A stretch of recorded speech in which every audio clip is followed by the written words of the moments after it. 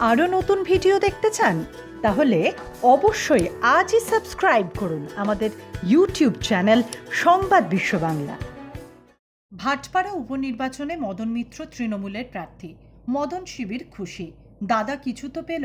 এদিকে এই কাঁটার মুকুটের প্রার্থীপদ নিয়ে বহু জল্পনা। মদন কামারহাটির বিধায়ক ছিলেন, মন্ত্রী হন, পরে জেলবন্দি অবস্থায় লড়ে হেরেওছেন কামারহাটি থেকে। তারপরেও সেখানে মাটি কামড়ে পড়ে থাকেন, বাড়িও নিয়েছেন।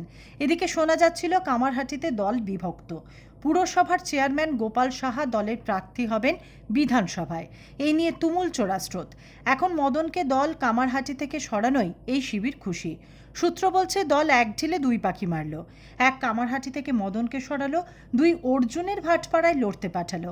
মদন পরিচিত মুখ, জিতে গেলে লাভ, আবার হারলেও বলা যাবে মদনকে টিকিট তো দেওয়া হয়েছিল। মদন বিজেপিতে যেতে পারেন বলে যে জল্পনা বা গুজব ছিল তাতেও ইতি টানা হলো। মদনের কাছে অবশ্য পরিস্থিতিটা লাভজনক। এই আসনটি জিতে আসতে পারলে নিশ্চিতভাবেই আবার মন্ত্রিত্বের দাবিদার হবেন, দলেও ওজন বাড়বে। অন্তত একটা সুযোগ তো তিনি পেলেন। আবার কঠিন দিক হলো লোকসভার সঙ্গেই এই ভোট, ফলে কার্যত অর্জুনের মোকাবিলায় তাকে করতে হবে। তবে বামফ্রন্ট বা কংগ্রেস ভোট কাটলে পুরোপুরি মদনের লাভ। মদন এই অঙ্কেই ঝাঁপাতে চলেছেন। সংবাদ বিশ্ব বাংলার রিপোর্ট।